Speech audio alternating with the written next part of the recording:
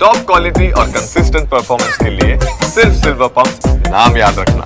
એક તરફ ગ્રામ પંચાયતની ચૂંટણીના ભણકારા વાગી રહ્યા છે અને તે વચ્ચે આપને બતાવીએ સરપંચ વગરનું એક પછાત ગામ જ્યાં મતની ભીખ તો મંગાય છે પરંતુ કામ નથી થતા।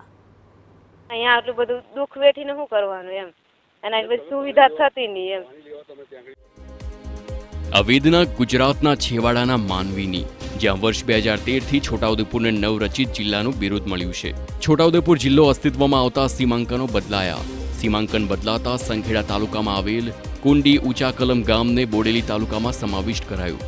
સણોલી જૂથ ગ્રામ પંચાયતમાં કુંડી ઊંચા કલમ ગામ બોડેલી તાલુકામાં જતા પંચાયતમાંથી બરખાસ્ત કરી દેવામાં આવ્યું, પરંતુ આ ગામને બોડેલીના અન્ય કોઈ ગામમાં સમાવિષ્ટ ન કરાતા આ ગામ પંચાયત વગરનું બની ગયું।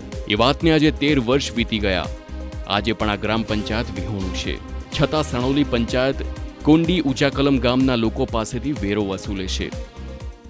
બધા જિલ્લાના બધા વોટ કરવા આવે એ વોટિંગ કરી જાય, પછી અમને કોઈ સુવિધા નહીં હાલતા। કરી હાલશું એમ કે ખરા, પણ પછી અમને કોઈ સુવિધા નહીં એમ। ફરજિયાત તો ભરવું જ પડે તમારે એમ, ઘર વેરો, નર વેરો અને લાઇટ વેરો। આ છે છોટાઉદેપુરના ધારાસભ્યોની અને તમામ પક્ષોના નેતાઓની હકીકત। ધિક્કાર છે તમારી આવી નેતાગીરીને।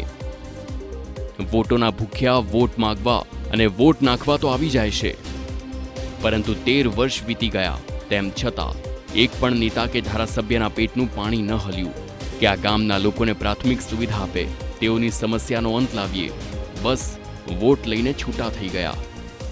અહીંયા એટલી તકલીફ છે કે પાણી ભરવા કોતરમાં જવું પડે, વેરી ખોદવી પડે, તોય અમે મજૂરી કરવા કઈ ટાઈમે જઈએ, કામ કરવા જઈએ કે પછી અહીંયા ઘરનું કામ પાણી ભરવાનું એ બધું અમારે એટલી કષ્ટી થાય છે। રસ્તાની સડકની સુવિધા જોઈએ છે અને બીજું જવાની તકલીફ પડે છે। આ ગામમાં નથી પાણીની વ્યવસ્થા, નથી રસ્તાની વ્યવસ્થા, નથી સરકારી યોજનાઓનો લાભ।